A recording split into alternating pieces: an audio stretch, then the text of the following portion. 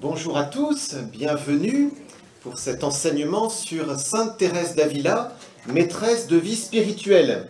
Puisque nous la fêtons aujourd'hui, alors ça peut valoir le coup de s'intéresser à cette belle figure qui est docteur de l'Église. Vous savez qu'il n'y en a pas une quantité extraordinaire de docteurs de l'Église, je crois qu'il y en a à peu près une quarantaine, et 3 femmes.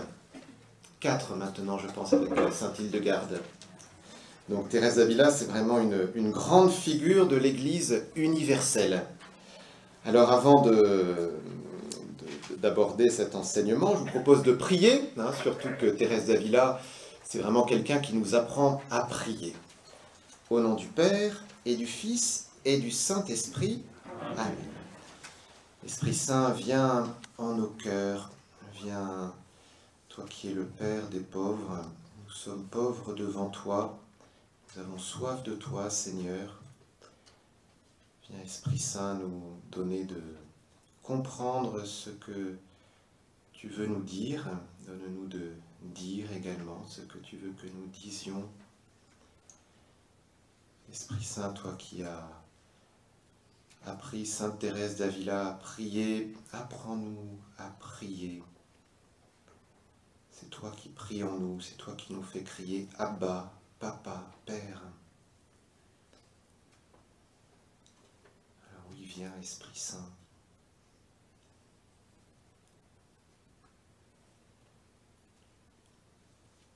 Nous confions à la Vierge Marie. Je vous salue Marie, pleine de grâce, le Seigneur est avec vous. Vous êtes bénie entre toutes les femmes, et Jésus, le fruit de vos entrailles, est béni. Sainte Marie, Mère de Dieu, priez pour nous pauvres pécheurs, maintenant et à l'heure de notre mort. Amen. Au nom du Père, du Fils et du Saint-Esprit. Amen. Sainte Thérèse d'Avila, proclamée docteur de l'Église par Paul VI en 1970. C'est dire combien elle est d'actualité. Je crois que Paul VI disait que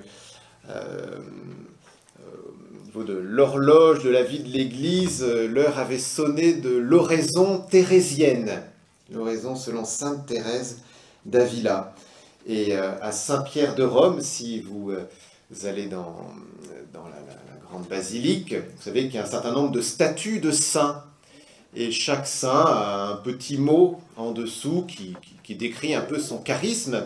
Savez-vous celui qui est écrit pour Sainte Thérèse d'Avila? Alors, Dieu seul suffit, c'est une de ces grandes phrases, c'est vrai, dans ce qui est marqué, c'est la mère des spirituels, Mater Spiritualium.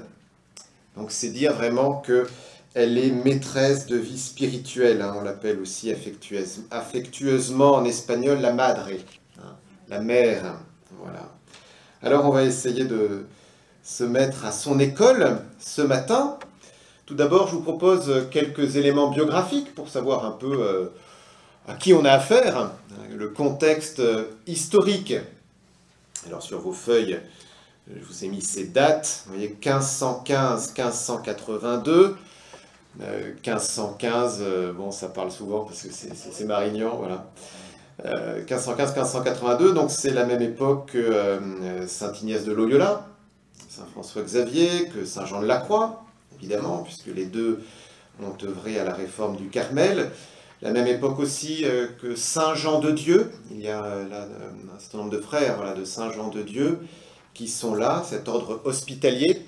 Le XVIe siècle espagnol est vraiment un siècle d'or, dans tous les sens du terme d'ailleurs. Un siècle d'or parce qu'il y a l'or qui arrive à profusion depuis les Indes qui ont été découvertes, alors non pas l'Inde, le pays que nous connaissons, mais les Amériques. Les Amériques. Et d'ailleurs, au moins un frère de Sainte Thérèse d'Avila est allé aux Amériques à Quito. Je crois qu'il était un des gouverneurs de cette ville. Donc l'or coulait à flot, mais aussi un siècle d'or, parce qu'effectivement, c'est cette prédominance de l'Espagne sur pratiquement l'ensemble du monde connu, avec le Portugal, les deux se divisent le monde entier. et aussi un siècle d'or pour la vie spirituelle. Et tous ces grands noms que je viens d'évoquer, avec Saint Ignace, Sainte Thérèse d'Avila, on a vraiment là un peu les deux grands pôles de la vie spirituelle de toute l'Église. Hein. Bon, il y a évidemment d'autres noms, mais ce sont quand même des noms principaux et majeurs. Siècle d'or et en même temps siècle qui économiquement n'est pas si facile que ça, parce que vu que beaucoup de gens et de jeunes et d'hommes sont partis aux Amériques, eh bien, il y a beaucoup moins de monde pour cultiver la terre. L'argent facile, l'or facile déprécie tout ce travail un peu agricole, et ce qui fait que ce sont des périodes aussi un peu de famine, hein, paradoxalement. Il y a aussi une certaine pauvreté. Donc vraiment une époque pleine de contrastes. Alors quelques éléments sur sa vie. Donc Thérèse d'Avila, en fait c'est Teresa de Ahumada.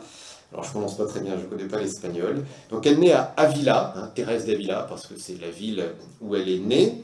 Elle est née dans une famille noble. Alors il est possible qu'il y ait du sang juif dans sa famille. Vous savez que l'Espagne, donc il y a un certain nombre de juifs qui ont habité, et il y a aussi eu, on est assez peu longtemps après la Reconquista, hein, sur les musulmans qui avaient envahi toute la péninsule ibérique, et donc le christianisme, en fait, l'Espagne se reconstruit à cette époque-là, et c'est vrai que bon, c'est assez mal vu d'être juif ou d'être musulman, évidemment, parce que c'était les envahisseurs, les musulmans. Mais voilà, donc sans doute qu'elle avait du sang juif, mais elle naît dans une famille noble, reçoit une bonne éducation, mais très vite, elle est saisie par un grand désir de Dieu, un très grand désir de Dieu. Et alors, elle se fait une réflexion toute jeune, alors je ne sais plus exactement à quel âge c'est, mais c'est vraiment quand elle est enfant. Donc elle veut voir Dieu. Hein, c'est d'ailleurs notre désir à tous. Nous sommes faits pour le ciel. Pourquoi sommes-nous créés? Le catéchisme répond: pour connaître, aimer et servir Dieu comme un père, et ainsi obtenir le bonheur du ciel. Nous sommes faits pour voir Dieu. Donc toute petite, elle a ce désir de voir Dieu. Mais sauf que on sait bien qu'on ne voit pas Dieu sur terre. Pour voir Dieu, il faut mourir. Alors elle se dit, c'est très simple. Je veux voir Dieu, donc il faut que je meure. Comment mourir? Eh bien, il faut que j'aille dans les quelques zones encore où il y a des musulmans, en Espagne, chez les morts, et là, ils vont me tuer. Et donc, elle fait une fugue. Elle fait une fugue toute petite pour aller chez les morts, pour mourir martyr. Voilà, alors évidemment, on arrive à la rattraper assez vite. Mais, vous voyez, ça dit quelque chose de son grand désir de Dieu. Thérèse d'Avila insistera beaucoup pour que nous ayons un grand désir, même des grands désirs. C'est très important. Parfois on dit, oui, moi une petite place au ciel, un petit strapontin. Hein, vraiment, le bout d'un strapontin, ça me suffit. Mais non! Nous devons avoir de grands désirs. Nous avons à désirer être de grands saints. De grands saints. Pas un petit quelque chose qui est un bout de strapontin. Une image. Un gland, vous savez, le gland d'un chêne, là. Est-ce qu'il a de l'orgueil à vouloir devenir un grand chêne centenaire? Non, il est fait pour ça. Un gland, il est fait pour devenir un chêne. Je veux dire, il est fait pour ça. Il est fait pour ça, il n'y a pas de l'orgueil. Si tous les glands ne germaient jamais et ne devenaient jamais des chênes, ils ne servent à rien. D'accord? Quand vous semez des plantes dans votre jardin, vous attendez à ce que ça pousse. Et si ça ne pousse pas, vous êtes triste. Et peut-être même que vous allez vous plaindre au jardinier qui vous a vendu les graines en disant: qu'est-ce que c'est que ces graines, elles ne poussent pas. Hein? Réclamation, garantie, remboursement. Bon, et pour nous c'est pareil. Hein? Nous sommes faits pour devenir de grands saints. Et Thérèse d'Avila nous le rappelle. Et la grande Thérèse dit la même chose que la petite connaissez peut-être, donc évidemment, là, vous connaissez évidemment la petite Thérèse, Thérèse de Lisieux, Thérèse de l'Enfant Jésus, de la Sainte Face. Vous connaissez peut-être son acte d'offrande à l'amour miséricordieux, hein, son grand texte où elle s'offre à l'amour. Et dedans, elle dit j'ai en moi des désirs infinis. Sauf qu'à l'époque, on était un peu frileux, et donc on avait fait relire ça par un ecclésiastique qui avait barré en disant non, on ne pouvait pas dire des désirs infinis, mais c'était seulement des désirs immenses. Et non, elle a des désirs infinis. Infinis parce que nous désirons le ciel, nous désirons Dieu. Et ça, c'est infini. Nous ne désirons pas juste avoir une belle voiture, une belle maison et une petite vie tranquille. Nous désirons Dieu. Voilà. Donc tout ça à partir de Thérèse d'Avila, enfant, hein, qui veut voir Dieu. D'ailleurs, il y a un livre qui a ce titre-là, hein, Je veux voir Dieu, du Père Marie-Eugène de l'Enfant Jésus, un carme du XXe siècle. Alors, Thérèse d'Avila, bon, je passe un peu sur les détails de sa vie, hein, parce que sinon on y est pour toute la journée. Mais à 20 ans, elle va entrer au monastère carmélite, hein, chez les carmélites de l'Incarnation à Avila. Donc il y a déjà un monastère de carmélites. Avila, ça existe. Elle y entre, bon, parce que elle a ce désir un peu d'absolu, tout simplement parce qu'elle a une amie. Elle a une amie, là, donc elle se dit, bah, quitte à devenir religieuse, autant l'être. Là où je connais quelqu'un. Vous voyez, bon, la motivation, elle n'est pas forcément extraordinaire. Ça, c'est quelque chose de très intéressant chez Sainte Thérèse d'Avila, c'est que elle a autant de grands désirs, de désirs infinis, qu'une certaine médiocrité de base qu'elle va assumer et qu'elle va dépasser, évidemment. Mais il y a cette médiocrité, hein. Et donc, oui, c'est une grande sainte, docteur de l'Église, mais en fait, elle est très proche de chacun de nous. Donc, vous voyez, elle choisit le monastère, tout simplement parce que c'est dans sa ville et elle connaît une amie qui est là-bas. Elle prend le nom de Thérèse de Jésus, et quand même, en fait, hein, elle n'est pas juste entrée pour voir une amie, mais il y a ce désir du ciel, ce désir de sainteté qui est là. Et elle va se donner à fond, mais tellement à fond qu'en fait, elle va tomber malade. Hein, tomber malade tellement... Et gravement malade, on va faire plein de médecins qui vont faire juste qu'empirer son état, jusqu'à un moment où on va même la croire morte. Hein, et on va préparer son enterrement. Et on va lui mettre de la cire, hein, sur les yeux, voilà. Et elle va se réveiller. Et ça veut dire que pendant 4 jours, elle était sans doute dans un coma, hein, morte, voilà, on la croyait morte. Et donc elle revient à la vie. Évidemment, il lui faut un peu de temps quand même pour récupérer après sa maladie, tous les traitements qu'elle a reçus, et puis bah, c'est cette quasi-mort. Mais, donc elle va retourner donc, dans son monastère, mais là, ça va vraiment être la vie médiocre. Hein, la vie médiocre. Le monastère du Carmel de l'Incarnation à Avila n'a pas grand-chose à voir avec les monastères de carmélites ou de carmes que nous pouvons connaître. Il y avait à peu près 150 religieuses dans un espace assez réduit. Et en gros, elles vivaient de ce que leur famille pouvait bien apporter. Donc, dans le Carmel, en fait, on retrouvait la hiérarchie sociale qu'il pouvait y avoir dans les membres. Hein. Donc, il y avait celles qui étaient originaires d'une grande famille, qui pouvaient avoir même une grande chambre, même plusieurs pièces, hein, et qui étaient bien nourries par leur famille, et puis d'autres qui ne mangeaient pas du tout à leur faim. Mais ce qui fait que ça donnait une vie religieuse très médiocre, parce que le premier but de la carmélite, c'était d'avoir de quoi manger, quoi. Et donc, il fallait avoir des contacts avec l'extérieur, connaître des gens, alors certes pour leur parler spiritualité, mais enfin qui concrètement à la fin allaient apporter un pique-nique, quoi. Hein. Donc, une vie religieuse assez médiocre, et petit à petit, en fait, Thérèse d'Avila, elle rentre là-dedans, quoi. Elle rentre dans cette vie mondaine, ça peut paraître paradoxal, hein, elle est rentrée dans un ordre religieux, dans un Carmel, et finalement elle a une vie mondaine, elle voit beaucoup de gens qui viennent la voir, parce que elle a une conversation très agréable. Thérèse d'Avila, c'est quelqu'un de très très agréable, dans sa discussion, même dans son apparence, dans tout. Enfin, elle n'aurait pas été carmélite, elle aurait été une grande figure du monde de l'Espagne de l'époque.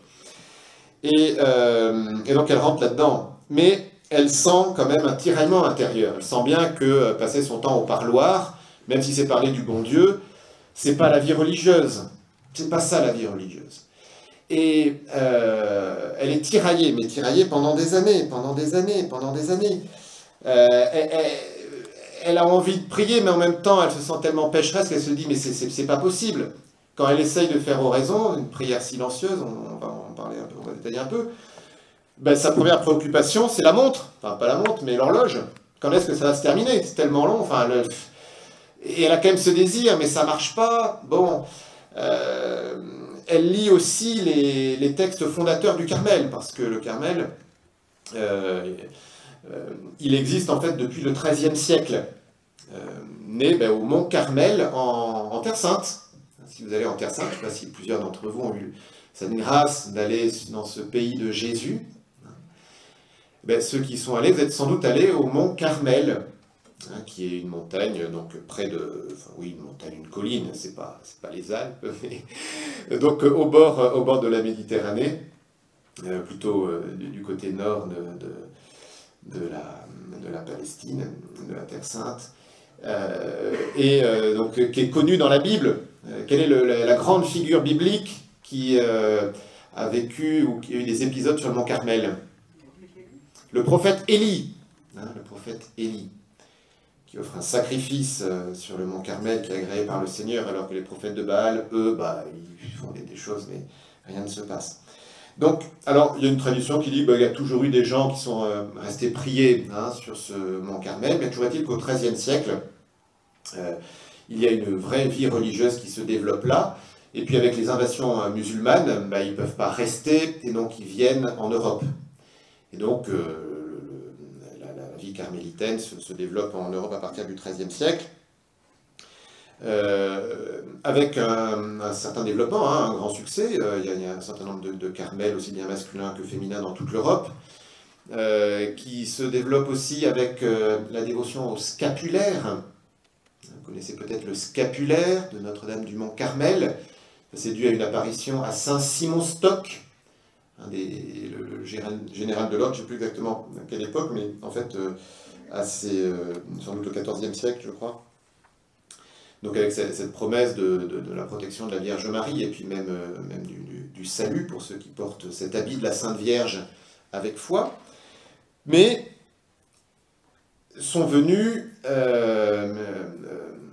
les grandes périodes de mortalité de la grande peste en Europe, hein, qui n'a pas tué 0 et quelques pourcents, mais qui a tué un tiers de la population européenne. Donc là, évidemment, les ordres religieux ont adapté leur vie, et donc, pour le Carmel, c'est devenu la règle mitigée. Mitigée dans le sens où on a adouci, hein, en latin, mitigé, c'est-à-dire adouci, un certain nombre d'exigences, par exemple, le fait de ne pas manger de viande, ou sur toutes les exigences de la vie religieuse. Et donc, Thérèse d'Avila, elle est dans un Carmel, donc selon sa règle mitigée, donc avec assez peu d'exigences religieuses, mais elle lit la règle des fondateurs, avec en particulier Saint Albert, et elle se dit, mais c'est pas possible, ce que nous vivons là, 150 religieuses dans ce Carmel de l'Incarnation à Avila, où on passe notre temps au parloir, c'est pas la vie carmélitaine. Là, elle est tiraillée. Alors le Christ, il est miséricordieux, évidemment, il ne va pas la laisser tomber, et il va l'avertir, alors par différentes choses, plus ou moins extraordinaires. On pourrait lire ça dans sa vie. Alors, elle a écrit elle-même sa vie, mais si vous voulez lire une vie de Thérèse d'Avila, je ne peux que vous recommander celle de Marcel Auclair, qui est extraordinaire. Hein. Vraiment, on sent Thérèse d'Avila vivre. Et là, au cours du carême 1554, donc Thérèse d'Avila, elle a 39 ans, hein, si je ne me trompe pas. Voilà. Donc après une quinzaine d'années en fait de vie un peu médiocre, le Christ là vraiment va la saisir d'une façon assez simple, Thérèse d'Avila passe dans un couloir, ou je ne sais plus trop exactement, et elle se retrouve face à une petite statue de Jésus à la colonne flagellée. Toute petite statue, elle fait la hauteur du livre, hein. C'est pas plus grand que ça. Si vous allez à Avila, c'est vraiment cette taille-là, c'est tout petit. Mais Thérèse d'Avila, elle est absolument saisie par cette vue du Christ couvert de plaies. Voici ce qu'elle écrit dans sa vie au chapitre 10. « Le sentiment de la présence de Dieu me saisissait alors tout à coup. Il m'était absolument impossible de douter qu'il ne fût au-dedans de moi ou que je ne fusse tout abîmé en lui. Sentiment de la présence de Dieu, Dieu habite en moi, moi je suis en lui. »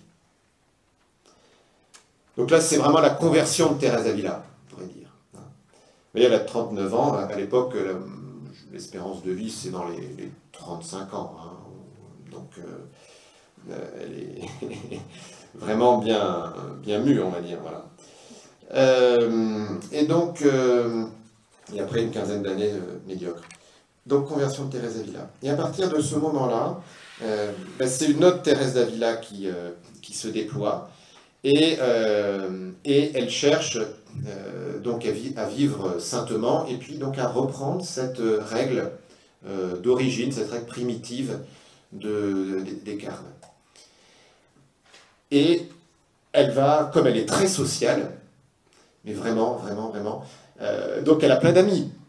Et donc dans le Carmel, elle va prendre 3 ou 4 autres amis, et toutes les 5 là, elles vont essayer de suivre dans le Carmel cette règle primitive, donc de vivre vraiment avec le silence, avec cette séparation du monde, avec des temps d'oraison, de prière prolongée, etc. Puis une certaine exigence aussi par rapport à la nourriture, par rapport à toute la dimension ascétique. Et en 1562, elle fonde à Avila le couvent Saint-Joseph, donc le premier couvent de la réforme thérésienne. Donc le Carmel existait avant elle.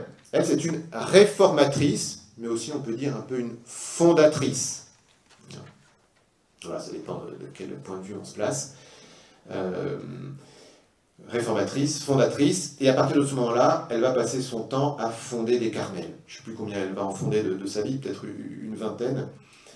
Ce qui fait, par exemple, aujourd'hui en France, il n'y a quasiment plus que des carmes et carmélites réformés, qu'on appelle aussi déchaussés, parce que pour signifier ce retour à la pauvreté, eh bien, elles vont quitter leurs chaussures pour mettre des sandales. Donc ce sont des carmélites déchaussés. Donc voilà, il y a quasiment plus que ça en France. En Belgique, je ne saurais pas dire. Même s'il y a encore ce qu'on appelle des grands carmes. Les carmes qui n'ont pas suivi la réforme de Thérèse d'Avila sont ce qu'on appelle actuellement les grands carmes. Bon, même si de nos jours, finalement, tout le monde lit Thérèse d'Avila. Hein, un grand carme ou carme réformé, hein, c'est pas un souci. Et Thérèse d'Avila, elle veut pas seulement étendre ça aux femmes, mais aussi l'étendre aux hommes. Et pour ça, il faut qu'elle trouve des religieux hommes. Et là, il y a un tout jeune prêtre, un certain, celui qui va devenir Saint Jean de la Croix, et qui, lui, en fait, donc il est ordonné prêtre, mais tout de suite, il a envie de devenir religieux. Alors on dit qu'il réfléchit à la chartreuse, mais il se trouve face à Thérèse d'Avila, qui lui propose cette idée de réforme, de vie authentique, hein, une vie religieuse authentique. Il est séduit, mais il lui pose une condition, il faut que ça se passe vite. Voilà. Thérèse, je veux bien suivre ce que vous faites, mais si c'est pas vite, moi je vais ailleurs. Et alors ça va se faire très vite. Et alors je ne sais plus exactement quelle année, mais c'est 1568. Elles font donc avec Saint Jean de la Croix à Duruelo le premier couvent de carmes déchaussés. Alors après, comme la plupart des ordres religieux, il y a une période florissante, et puis très vite il y a des oppositions. Nous sommes à Notre-Dame-du-Lot, ici. Très vite, après les apparitions, il y a un certain nombre de miracles qui se produisent, et des miracles en abondance, et même des évêques du coin qui ressentent de bonnes odeurs, qui ont des grâces particulières, donc très vite un engouement fort, mais les années passent, et 10 ans, 20 ans après, il y a des gens qui vont vouloir détruire le lot, faire en sorte que les gens viennent plus. On va même mettre des prêtres, ici des chapelains, qui ne croient pas aux apparitions et qui ont pour mission de dire aux gens, non, non, la Sainte Vierge n'apparaît pas ici. Vous imaginez si l'équipe des chapelains actuellement disait, non, non, mais ça ne sert à rien de venir au lot, à rien du tout. Donc, vous pouvez vous confesser, mais voilà, non, mais bon. Bon, donc, c'est parfois assez étonnant, hein, mais donc pour la réforme du Carmel, c'est un peu ce qui va se passer, où là, évidemment, les carmes mitigés, ils n'apprécient pas tellement que des gens disent, écoutez, nous, on est le Carmel, hein, le Carmel primitif, et on est plus saint que vous, quoi. En gros, bon, c'est pas ce qu'ils disaient, mais c'est perçu comme ça. Et donc, il y a une guerre extrêmement violente entre les mitigés et puis les réformés, où donc on fait appel au roi, où il y a le nonce apostolique qui agit au nom du pape, évidemment des conflits de juridiction, qui a le droit de faire quoi, sur qui, enfin bon, des choses extraordinaires, avec une grande violence, puisque Saint Jean de la Croix va être emprisonné dans le cachot de Tolède, cachot non pas la prison de la ville, mais la prison des moines, des religieux carmes, qui 3 fois par semaine vont lui donner la discipline, voilà, pour lui dire, mais tu es un traître, un dissident, tu as désobéi, etc. Voilà. Bon, finalement, et ça donc pendant 2 ans, c'est quasiment comme si le Carmel allait disparaître. Mais finalement, en 1580, Thérèse d'Avila obtient de Rome l'érection en province autonome pour ses Carmels réformés. Et donc là, bon, ça y est, le Carmel est autonome, le Carmel réformé est autonome et peut vraiment se développer. Et elle meurt peu de temps après, c'est en 1582, dans la nuit du 4 au 15 octobre. La nuit du 4 au 15 octobre 1582. Et oui, parce que c'est à ce moment-là qu'on s'est rendu compte qu'il y avait des décalages entre le calendrier et puis le soleil, la lune, etc. Donc il y a cette réforme du calendrier. Et donc c'est devenu le calendrier grégorien par opposition au calendrier julien. C'est pour cela que, par exemple, que les orthodoxes, quand ils fêtent la Pâque, il y a un décalage. Quand ils fêtent Noël, il y a un décalage. Voilà, tout est décalé. Et donc, il fallait bien décaler à un moment. Et donc, on a choisi la nuit du 4 au 15 octobre. Et c'est cette nuit-là que Thérèse d'Avila a choisi pour mourir. Bon. Donc, elle meurt à Alba des Tormes. Et elle meurt en disant, enfin, moi, je lis plusieurs choses, mais 2 très belles phrases. Je meurs en fille de l'Église. Je meurs en fille de l'Église. Thérèse d'Avila a un immense amour pour l'Église, même si elle a souffert de la part de l'Église. Je vous rappelais l'histoire de l'emprisonnement de Saint Jean de la Croix dans le cachot de Tolède, mais aussi elle-même, on lui a interdit de fonder, on l'a obligée à rester dans un monastère, enfin, il y a des tas de choses. Voilà. Mais elle a ce grand amour de l'Église. Et sa réforme du Carmel, elle a voulu en particulier pour prier pour les prêtres. On en parle beaucoup à l'heure actuelle, mais c'est un des fondements du Carmel. Thérèse de Lisieux, la petite Thérèse, quand on lui demande pourquoi elle est entrée au Carmel, elle répondra « Je suis entrée au Carmel afin de sauver les âmes et surtout afin de prier pour les prêtres. » Donc elle meurt en disant « Je meurs en fille de l'Église » et puis cette très belle phrase « L'heure est à présent venue que nous nous voyons, mon époux. » L'heure est à présent venue, mon époux, que nous nous voyons. Voilà. Donc, Thérèse d'Avila, et elle meurt, oui, là, elle meurt là en 1582, et elle est canonisée en 1622 avec Saint Ignace et Saint François Xavier. Et proclamée docteur de l'Église en 1970 ou 1970. Ça va pour sa vie? Je ne sais pas si vous avez des questions par rapport à ça. Bon, un parcours. Alors, vous voyez, on est juste au premier point de la première partie dans ce que je vous ai mis. Mais... Alors, un mot sur ces ouvrages. Les œuvres complètes, c'est ça. Bon, il y a un certain nombre de pages, mais franchement, ça se lit bien. Ça se lit un peu comme un roman. Hein. C'est pas du tout une prof d'université. C'est vraiment quelqu'un qui sait parler, qui sait écrire. Alors il y a plein de digressions, c'est extrêmement vivant. En tout cas, je peux que vous encourager à lire ses écrits. Il y a 4 grands ouvrages. Le premier, c'est La vie, hein, sa vie, son autobiographie. En fait, c'est un de ses confesseurs qui lui a demandé de raconter sa vie, en particulier ses grâces extraordinaires, pour pouvoir juger de leur authenticité. Et elle en profite pour faire beaucoup d'enseignements sur la vie de prière, sa vie d'oraison.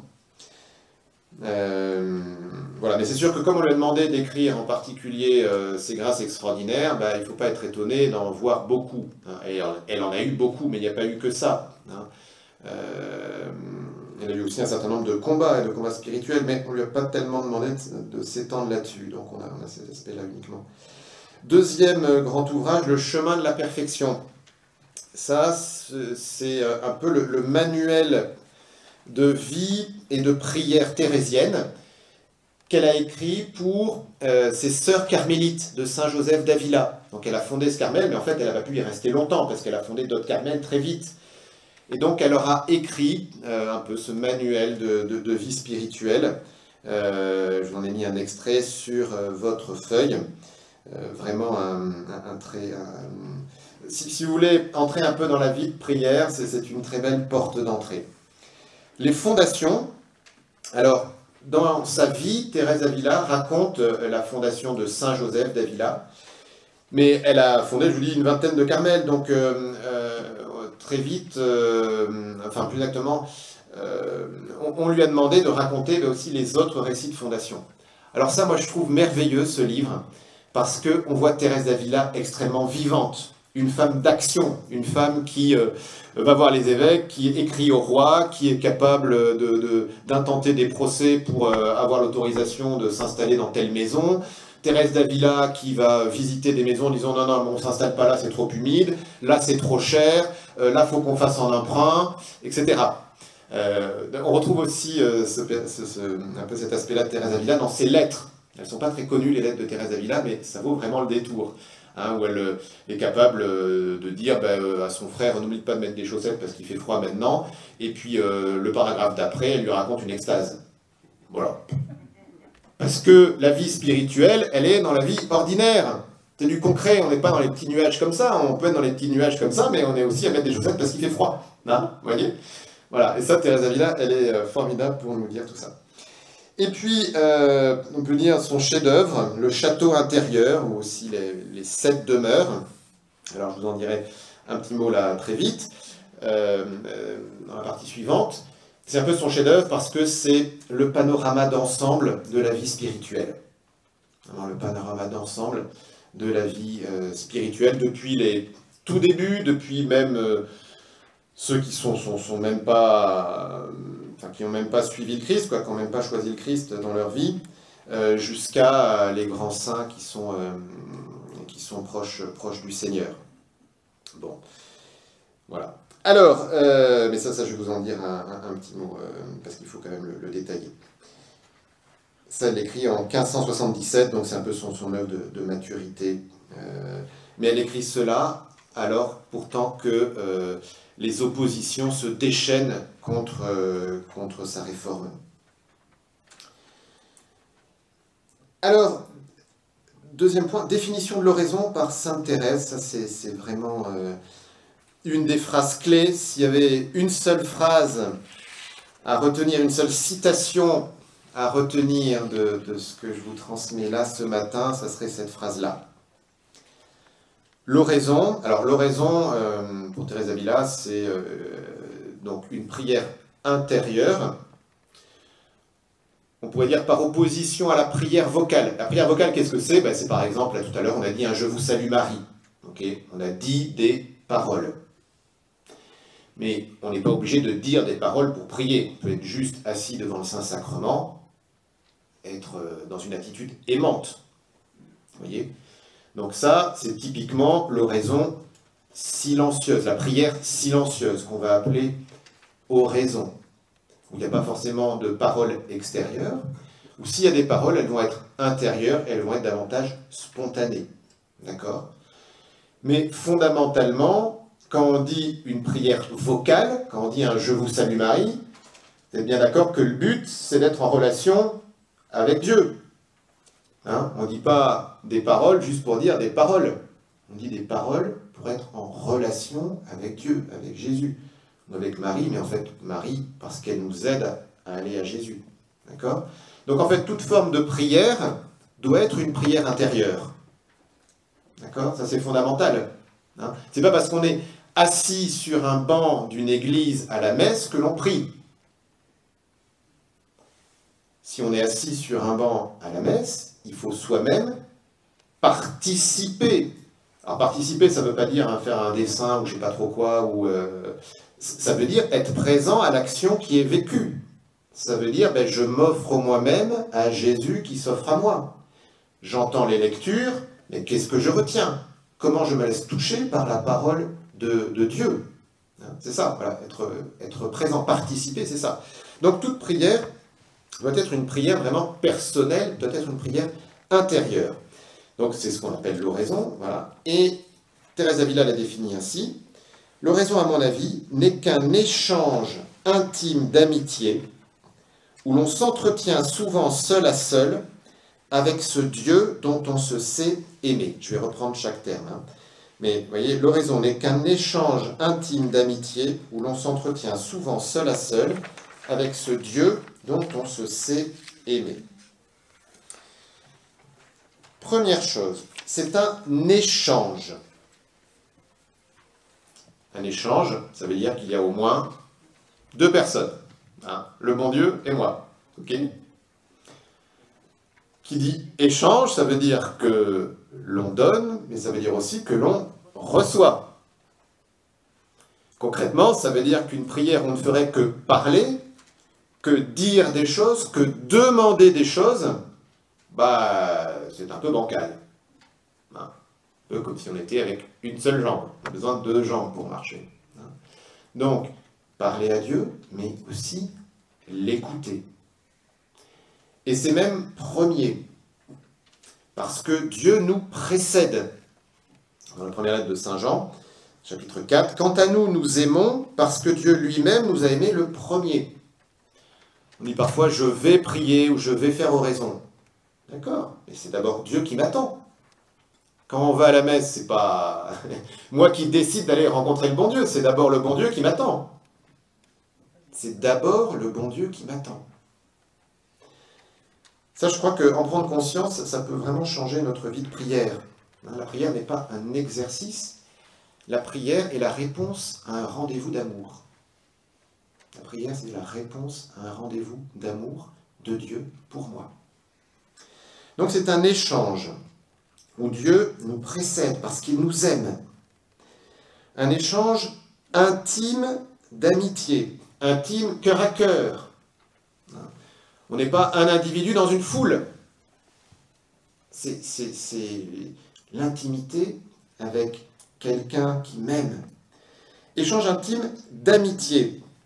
Alors, amitié, amitié, je ne sais pas trop comment vous le voyez, hein, mais amitié, il y a vraiment le mot amour dedans. Hein, c'est cet échange d'amour. Hein.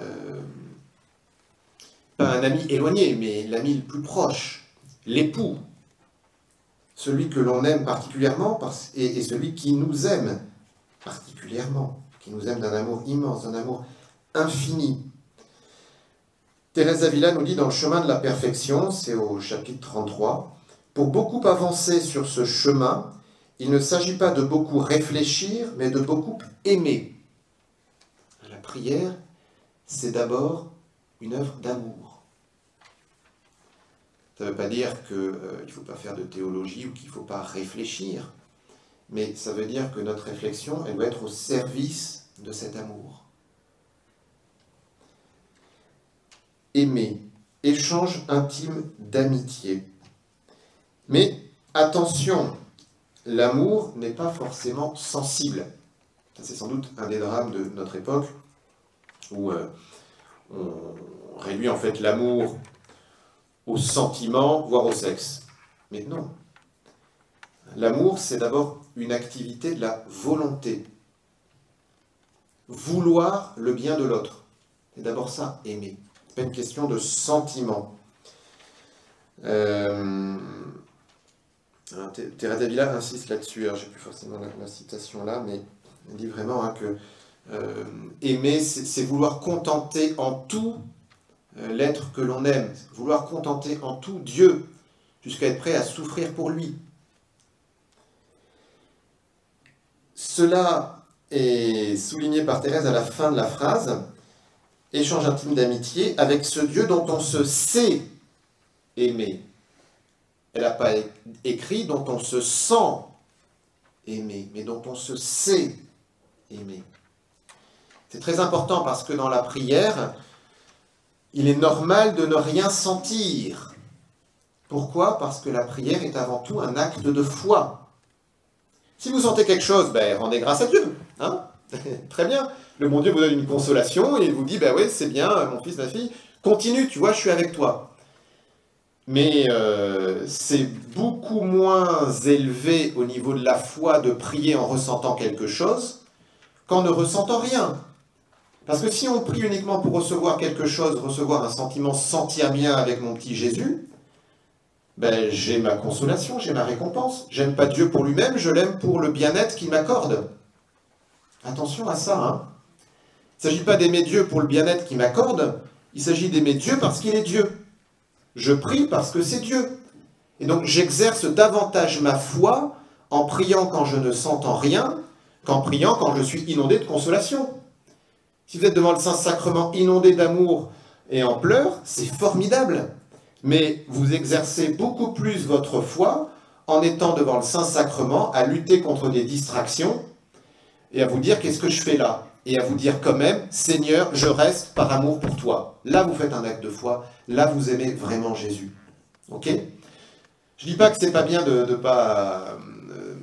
dis pas que c'est pas bien de ressentir quelque chose, hein, ou de même parfois demander une consolation au Seigneur, parce que parfois on peut en avoir besoin pour être encouragé. Mais attention, hein, à ne pas réduire la vie spirituelle au sentiment. Parce que précisément dans la croissance spirituelle, il y a un moment où on ne va plus rien sentir. Parce que le bon Dieu veut nous inviter à passer dans une dimension supérieure. Et si on se dit, oh là là, je ne sens plus rien, du coup j'arrête, c'est juste que vous revenez en arrière. Ça, Saint Jean de la Croix est un très bon complément de Thérèse d'Avila là-dessus. C'est tout ce qu'il développe dans la nuit des sens, la nuit de l'esprit, la purification. Les purifications, voilà, et je vais en dire tout de suite un petit mot avec les 7 demeures de Thérèse d'Avila. Mais donc, vous voyez, avec ce Dieu dont on se sait aimer. Donc, c'est non pas on se sent aimer, et en même temps, aussi, vous voyez, ce Dieu dont on se sait aimer, c'est très important parce que, encore une fois, on ne va pas prier pour faire un exercice, mais on va prier pour poser un acte d'amour qui est une réponse à ce Dieu qui nous aime. Si on n'a pas conscience que Dieu nous aime, c'est très difficile d'avoir une vie chrétienne. Parce que c'est le fondement de notre vie chrétienne, l'amour de Dieu pour nous. Il n'y a pas de plus grand amour que de donner sa vie pour ceux que l'on aime. On dit Jésus, il est mort sur la croix pour nous révéler l'amour du Père. Il faut prendre conscience de cela, de cet amour de Dieu. Parce que sinon on ne peut pas lui faire confiance. Comment pouvez-vous faire confiance à quelqu'un si vous ne savez pas que cette personne vous aime? Tout simplement, elle est respectable, qu'elle est honnête. Il y a une suspicion. On en fait l'expérience dans la vie quotidienne. Hein, on va faire d'autant plus confiance à quelqu'un qu'on connaît cette personne. Bon, sinon on a une méfiance. Je crois que bien souvent nous avons de la méfiance envers Dieu parce que nous ne sommes pas convaincus que Dieu nous aime, que Dieu ne veut pas le mal, que Dieu ne veut pas la souffrance, etc. Dieu nous aime, c'est vraiment fondamental d'en prendre conscience. Et pour en prendre conscience, il y a un exercice tout simple qu'on peut faire tous les jours avant de s'endormir, remercier le Seigneur pour 3 belles choses qu'on a vécues dans la journée. Il y en a infiniment plus, mais sauf qu'on ne sait pas ouvrir les yeux. Et ça peut être tout simplement, aujourd'hui, J'ai entendu un beau chant d'oiseaux dans la nature. Merci Seigneur pour cela. Prendre conscience que Dieu est à mes côtés, qu'il m'aime. Bon, encore deux points sur cette définition de l'oraison par sainte Thérèse. Échange intime d'amitié où l'on s'entretient souvent. Où l'on s'entretient souvent. Si vous considérez quelqu'un comme votre ami, a priori, vous ne lui écrivez pas une lettre tous les 2 ans. Si vous aimez votre mari, votre femme, a priori, vous lui dites au moins bonjour chaque jour. Bon. Eh bien, Dieu, il nous aime infiniment plus. Donc, souvent, ça veut dire au moins tous les jours, et même plusieurs fois par jour, et même constamment dans la journée. Être en relation avec Dieu, être en présence de Dieu. L'appeler à chaque instant, souvent.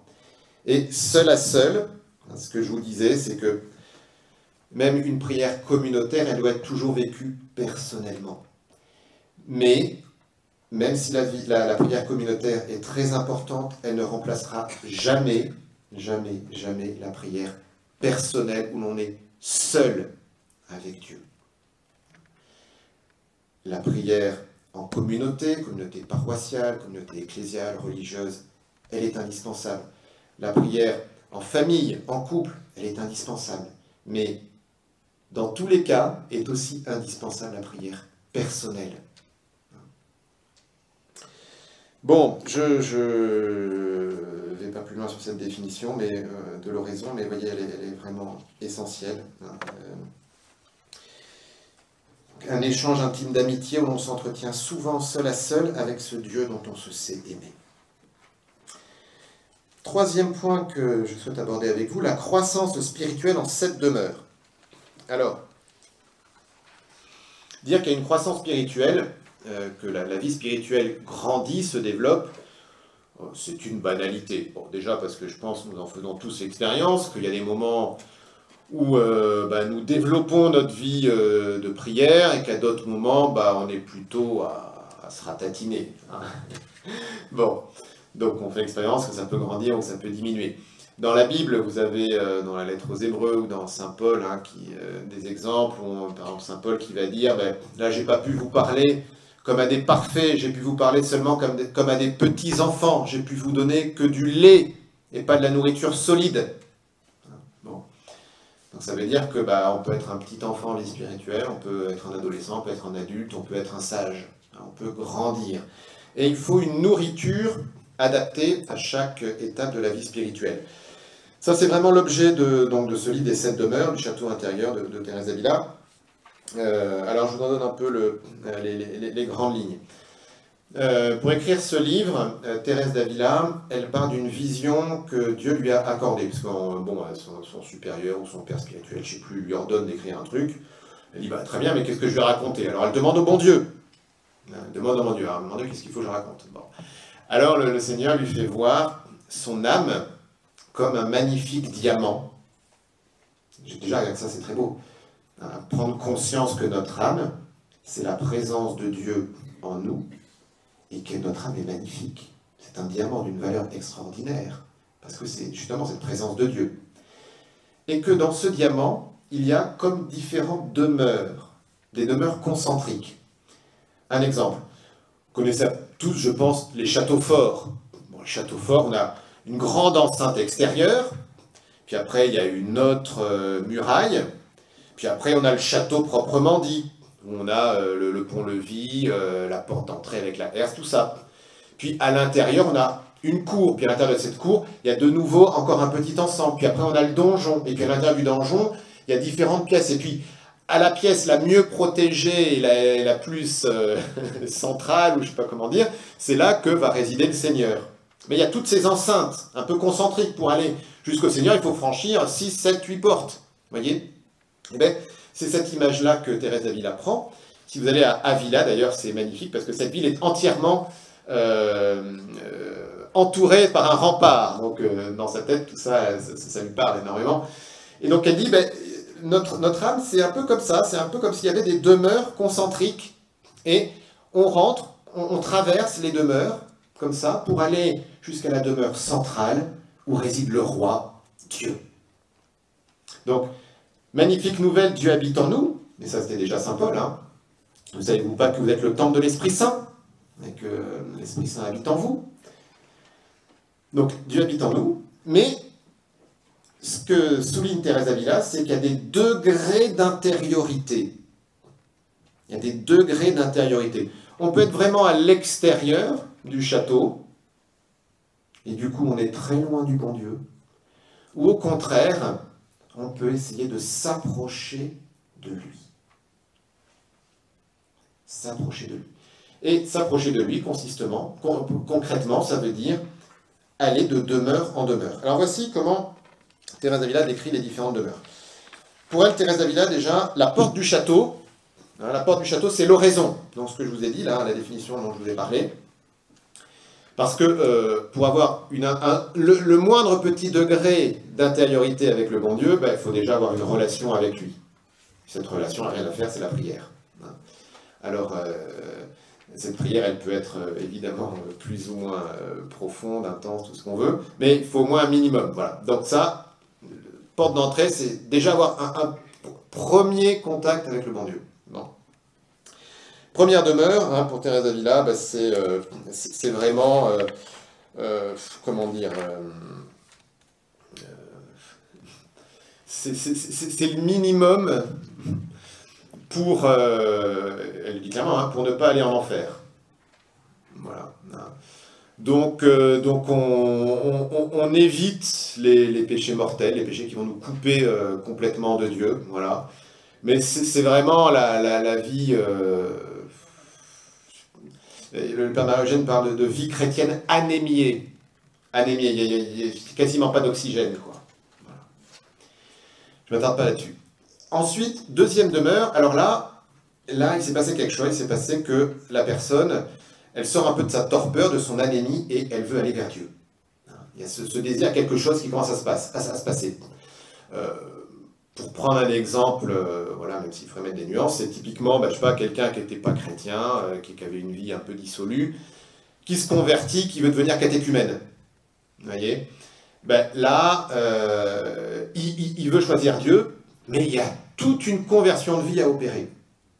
D'accord? Et c'est ce qui se passe dans ces deuxièmes demeures, qui ne sont pas si faciles que ça. Ah oui, je ne parle pas la première demeure, la deuxième demeure, mais les premières demeures, les deuxièmes demeures, parce qu'il y a une immense diversité. Je ne sais pas combien nous sommes là, peut-être 40, 50, mais il y a chacun est unique. Il n'y a pas deux visages qui sont identiques. Même des vrais jumeaux, il y aura toujours un petit quelque chose. Hein. Donc on est chacun identique. Donc il y a des choses qui sont générales dans la vie spirituelle, mais qui forcément vont s'incarner de façon spécifique à chaque personne. Hein, pour ça qu'il ne faut pas trop mettre de cases. Et donc, les deuxièmes demeures. Donc, voilà, essayer de mettre en place une vie chrétienne, tout simplement, dans l'amour de Dieu, dans l'amour du prochain, quoi. Troisième demeure, là, c'est la vie chrétienne, c'est le bon chrétien, c'est le bon catho, si vous voulez. Hein, on va à la messe tous les dimanches, on prie régulièrement, on va se confesser régulièrement, on essaye de ne pas faire trop de péchés, on essaye d'aimer son prochain, de rendre service. Enfin, voilà, la vie chrétienne, on pourrait dire un peu... quand même assez fervente, hein. Voilà, le bon catho, je ne sais pas comment dire. Mais, vous voyez, on est encore qu'au troisième demeure, là. Quatrième demeure, là, il y a un pas supplémentaire qui est franchi, c'est, on peut dire, celui du don de soi. Se donner à Dieu de façon un peu radicale. Alors, typiquement, ça peut être le fait d'entrer en religion, hein, pour un religieux, ou d'entrer au séminaire, ou même, pourquoi pas le mariage, mais à condition qu'il soit vraiment vécu dans un don de soi élevé, voilà. Mais un don de soi qui est vraiment fort, hein, absolu, indéterminé, hein, c'est pas oui bon Seigneur je me donne à toi, mais alors sauf là, parce que je veux garder ma maison, je veux aussi garder mon travail, je veux aussi que ma voiture elle soit comme ceci, et puis surtout je change rien dans ma vie. Ça c'est pas du don de soi. Voilà. Donc un don de soi un peu radical. Et là, on franchit vraiment une étape dans la vie spirituelle. On peut dire que c'est une deuxième partie de la vie spirituelle qui s'ouvre, où Dieu va se donner beaucoup plus, hein, et où aussi va commencer à avoir lieu les purifications. La nuit des sens dont parle Saint Jean de la Croix, elle est là. Et c'est là qu'intervient notamment cette dimension de sécheresse contemplative. Donc, quand on a déjà, vous voyez, troisième demeure, une habitude de prière bien installée, bien implantée, fervente. Je sais pas, par exemple, ça fait 10 ans qu'on dit son chapelet tous les jours, mais vraiment bien, quoi, pas juste pour le dire, mais avec ferveur. Et puis là, bah, je sens plus rien, j'ai l'impression d'être totalement sec, voilà, purification, sécheresse, hein, sécheresse, les affaires du bon Dieu, ça me dit plus rien. Alors je continue, hein, mais ça me dit plus grand-chose. Bon, il faudrait donner d'autres éléments, hein, mais là, on passe à un niveau supérieur de foi. Hein, j'aime plus Dieu seulement pour les cadeaux qu'il me fait, mais pour lui-même. Et je suis prêt à continuer à l'aimer, à prier même longuement, à faire une demi-heure de prière chaque jour, alors que pourtant, ben, je ne sens rien. Et là, vraiment, c'est une étape qui est franchie. Cinquième demeure, donc après ben, ce saut un peu dans la foi, hein, là on a une autre dimension qui est en fait de découvrir un peu sa mission propre dans l'Église. Je vous disais que le gland, il n'a pas d'orgueil à devenir un chêne parce qu'il est fait pour ça. Nous sommes tous faits pour une vocation particulière, et là, vocation pas dans le sens uniquement état de vie, hein, mais dans le sens place spécifique dans l'Église et dans le monde. C'est vraiment notre vocation propre, notre mission propre dans l'Église, et c'est là vraiment qu'on la découvre et qu'elle va petit à petit se mettre en place. Une remarque quand même dans ce parcours des demeures, avant d'aller plus loin, c'est que on ne grandit pas à la manière des corps. Un bébé qui devient ado, qui devient adulte, il ne redevient pas bébé.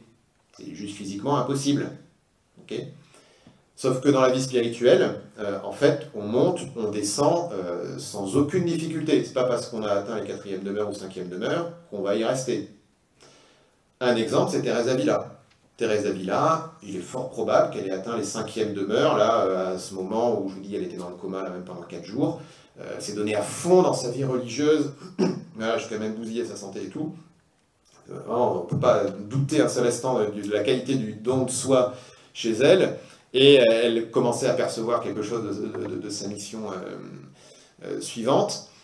Et ben, une fois qu'elle est revenue de cette grave maladie, elle s'est engluée dans la vie mondaine de son Carmel à Avila. Et ben là, elle est redescendue au 4e, au 3e et même sans doute au 2e demeure.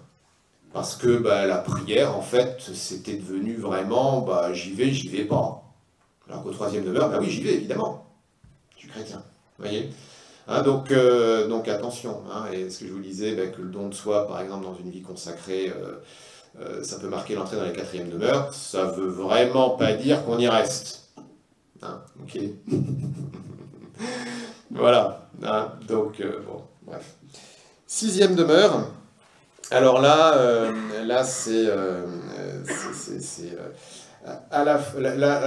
bon, ça devient magnifique, hein. 6e demeure, c'est à la fois ben, la 2e purification dont parle Saint Jean de la Croix, nuit de l'esprit, donc qui est encore plus profonde, hein. Saint Jean de la Croix dit que la nuit des sens, en fait, on a coupé ce qui dépassait, mais nuit de l'esprit, il faut enlever les racines.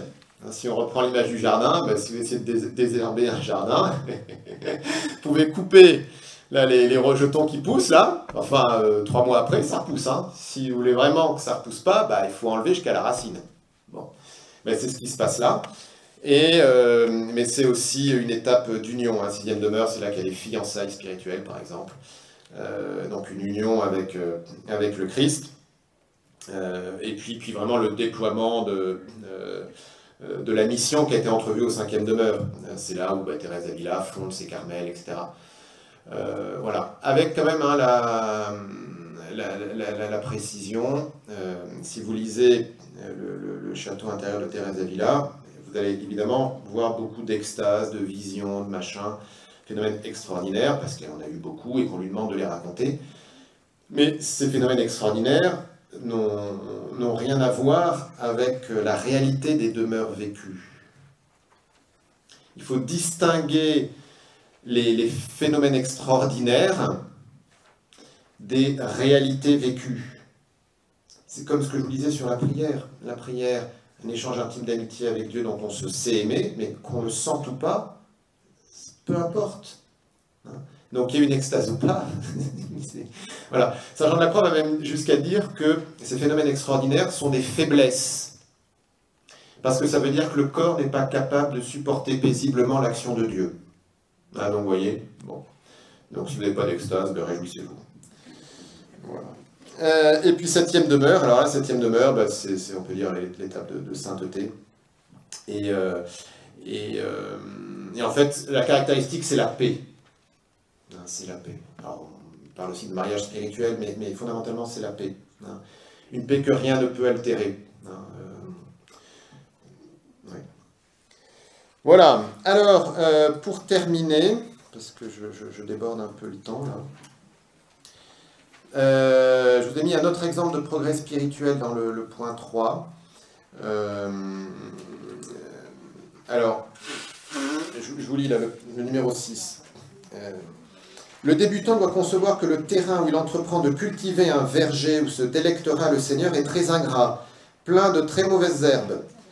Sa Majesté arrache les mauvaises herbes et doit planter les bonnes. Sachons que cela est déjà fait quand une âme décide de faire oraison et qu'elle a commencé. Avec l'aide de Dieu, nous devons tâcher en bon jardinier de faire pousser ces plantes, prendre soin de les arroser pour qu'elles ne meurent point, mais donnent un jour des fleurs dont le parfum réjouira notre Seigneur. Il vient donc souvent se délecter dans ce jardin et se réjouir au milieu de ses vertus. Cette image du jardin, je l'ai utilisée un peu plusieurs fois dans cet exposé. Vous voyez, arracher les mauvaises herbes, arracher en fait tout ce qui nous freine, tout ce qui nous étouffe dans notre marche vers Dieu, et au contraire, aider à faire pousser les belles fleurs.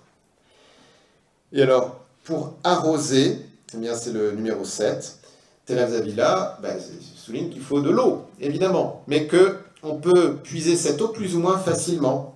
Alors on peut tirer l'eau à grand-peine d'un puits, mais on tire plus d'eau à moindre peine en tournant la manivelle d'une noria, munie de godets, comme je l'ai fait quelques fois, et c'était très répandu en Espagne à l'époque. Encore, on peut amener l'eau d'une rivière ou d'un ruisseau, ce qui arrose beaucoup mieux, car la terre se gorge mieux d'eau. On n'a pas besoin d'arroser si souvent et le jardinier a beaucoup moins de travail. Enfin, s'il pleut, le Seigneur lui-même arrose, sans que nous ne prenions aucune peine, et c'est de beaucoup préférable à tout ce que j'ai dit. Là, Thérèse d'Avila souligne le fait que dans la prière, il y a une dimension active de notre part, mais aussi une dimension passive. Dimension active. Ben oui, c'est sûr que si vous allez prier, c'est bien d'avoir un support. Sauf si vous êtes directement saisi par le bon Dieu, mais on n'est pas sûr d'être directement saisi par le bon Dieu. Donc c'est bon d'avoir par exemple une Bible, d'avoir un petit passage ou un écrit des saints, quelque chose, une petite phrase qui va nous aider à alimenter notre prière, pas rester dans le vide. On n'est pas bouddhiste. Okay, la prière, c'est une relation avec Jésus. Et donc, avoir des choses qui peuvent alimenter notre relation avec lui. Et en même temps, pas oublier qu'il n'y a rien qui arrose mieux que la pluie, c'est-à-dire le Seigneur lui-même. Donc, savoir faire silence, savoir écouter. Seigneur, dis-moi aujourd'hui comment tu m'aimes. Vous pouvez faire un temps de prière avec ça. Jésus, dis-moi aujourd'hui comment tu m'aimes. Et écoutez ce que le Seigneur vous inspire. Donc, écoutez Dieu, recevoir.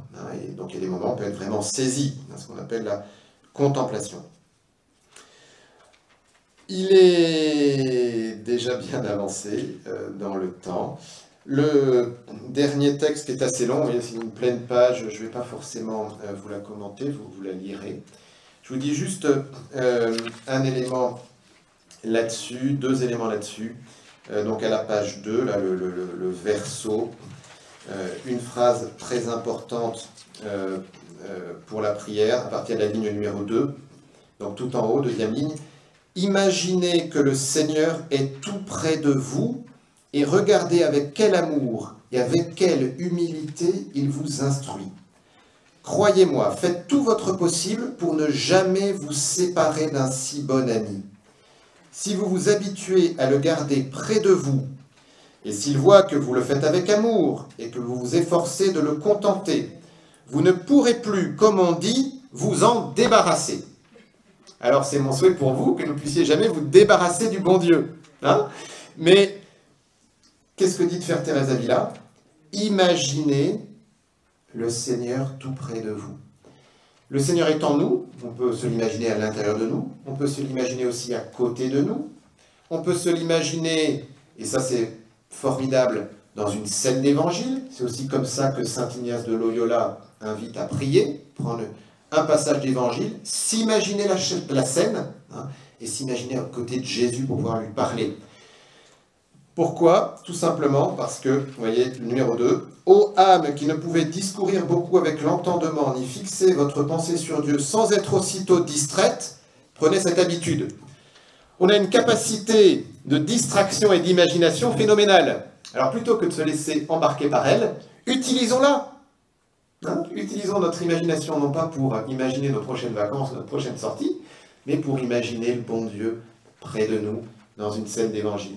Et Thérèse d'Avila, ensuite, elle dit, mais vous êtes dans la joie? Eh bien, imaginez Jésus ressuscité. Vous êtes dans la tristesse?